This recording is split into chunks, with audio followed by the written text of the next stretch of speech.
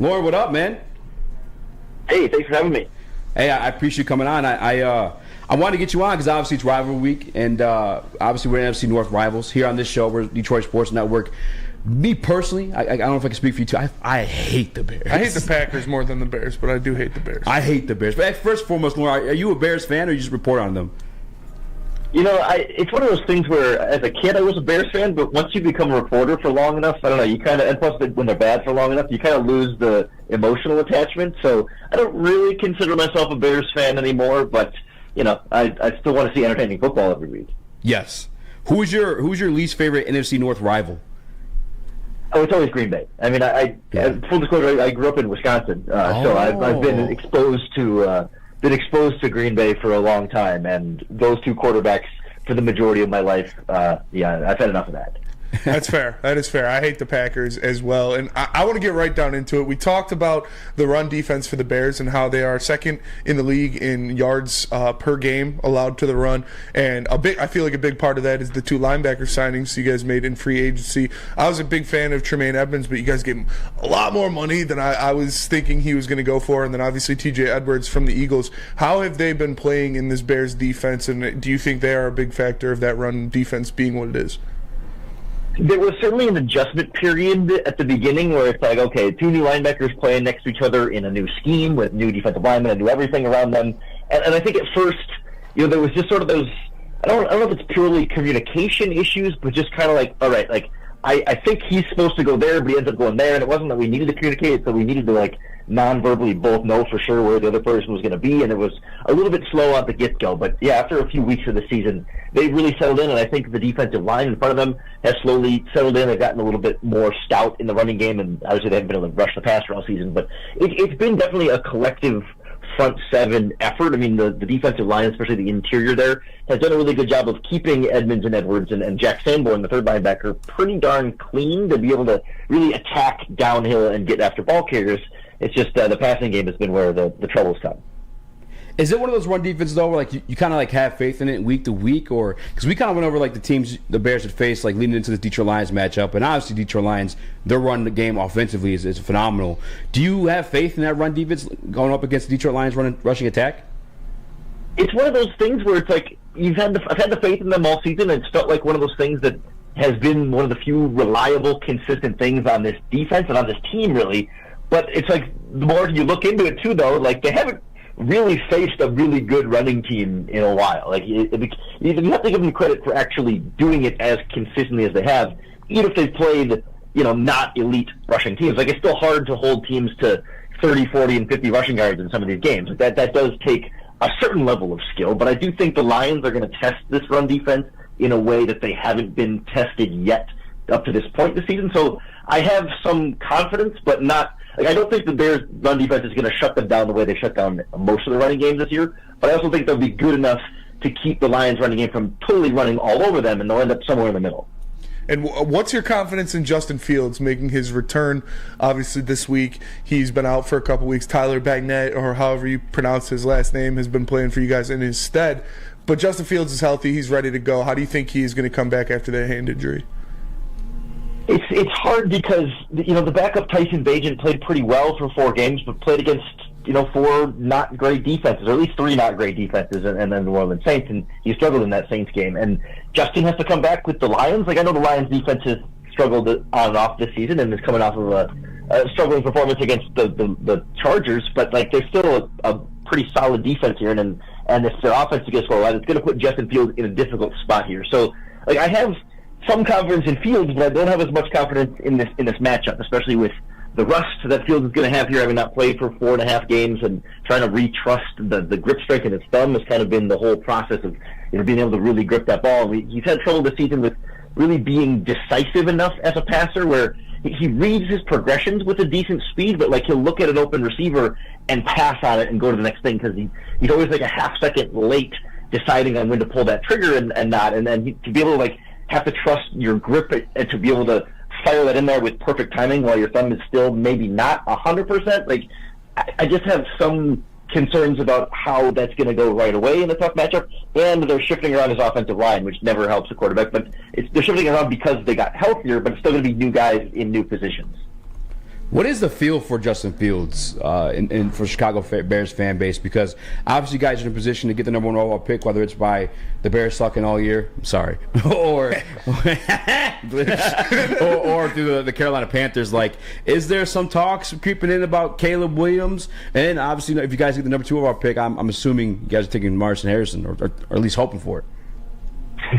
Yeah, that talk is full bore right now, and the injury certainly made that easier when Fields isn't out there. Really, it's these last 7 games of the season are his last chance to save his job as the Chicago Bears starting quarterback, at least. And I suppose there's a reality where they draft the quarterback and keep Fields as the starter while the rookie gets to start on the bench for at least a little while. But, I mean, long term, he's making the case of his future over these 7 games. And it really feels like he would need to have a spectacular 7 games to really change their mind in that regard, because you can't pass up a top quarterback in the draft, picking in the top 3, if not number 1, in back-to-back seasons, unless you know, like, beyond a reasonable doubt, without a shadow of a doubt, that Fields is the guy. And if there's any doubt after this regular season that, hey, maybe he's the guy, maybe he's not, we're not 100% sure, then the answer has to be no. You have to draft the quarterback at that point. And so he's got 7 games to prove that there's no doubt he's your guy after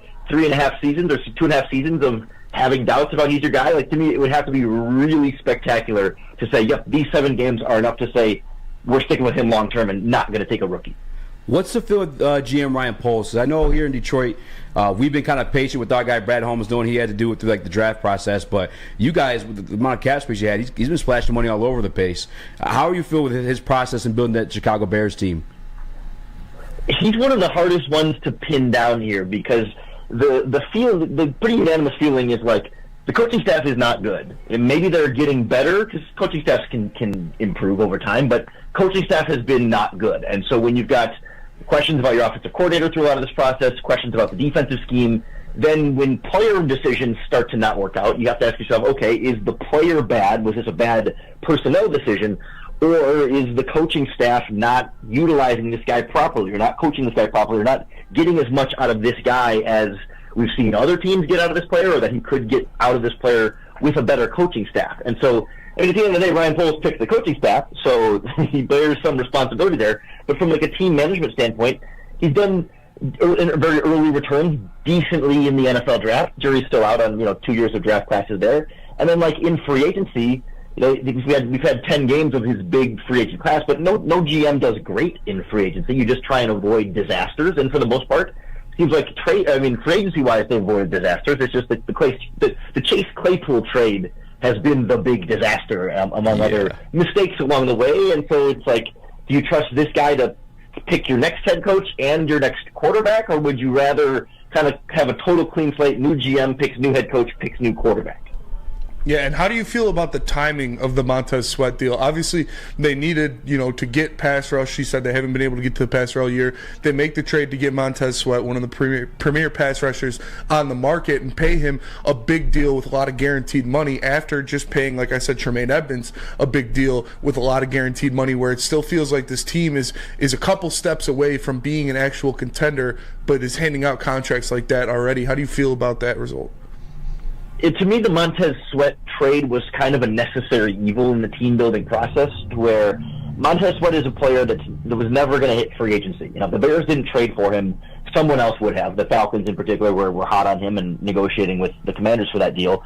Or it's possible the Commanders could have just kept him and used the franchise tag on him, but he's not going to just hit open market free agency. Players that consistent, he might not have the peaks of an elite pass rusher, but a consistent player over the course of his career, stays healthy, stays out of trouble, gets good production in all aspects of the game. Those types of players don't hit free agency. And so if you want to acquire players of that level of talent, you have to both trade for and extend them, and it costs more to get players that are of that caliber. And so I would rather have my GM spend my salary cap space on players like that I know have a certain level of consistency, compared to guys who hit free agency, where, again, like, you never really see GMs hit home runs with big free agent contracts consistently. It's trying to avoid disasters, and so I'd rather spend the money on a guy like Sweat than take whatever leftovers make it to free agency and still have to spend a lot of money on a guy that I trust a lot less than Sweat. Now, flip it to the other side of the ball here. What's your confidence in your offensive line? You talk about it all coming down to the pass game, and the Detroit Lions pass rush has been, inconsistent throughout this season. What's your faith in your offensive line? Do you have a lot of confidence, or are they still, just blocking each other on the offensive line? They had been playing well over the last couple of weeks, and of course, they're playing better, I would say, over the last couple of weeks. And part because they had a consistent lineup for 3 or 4 games in a row, which was something we hadn't seen. They had a lot of injuries in that group to start the year, and had rotating in different left tackle, different guard and center combinations, and it had been kind of a game of musical chairs up front, and they finally settled into a group, and they were playing better. And now your right guard, your previously injured right guard, Nate Davis, is back from injury, so he's going to plug back in at right guard. So then you move your current right guard, Tevin Jenkins, back to left guard, where he started the season. And then they're benching their other left guard, Cody Whitehair, and they're going to start Lucas Patrick at center. So they're still moving some guys around, and that worries me. But the relationship in Chicago is more about with quarterback and O-line than anything. That Tyson Bagent was getting rid of the ball a little bit more quickly and more willing to take the check down, whereas Fields is a guy that has held on to the ball too long. And I think the quarterbacks directly influence how we felt about these offensive lines. So to me, it's less about how well the personnel and the Bears O-line are going to block in this game, and it's more about how quickly is Justin Fields going to get rid of the ball? How well is he going to make smart decisions in terms of staying in the pocket, leaving the pocket, and extending plays when he should, and not overextending plays and creating more of a mess for himself and taking unnecessary sacks and other risks that make his offensive line look a little bit worse.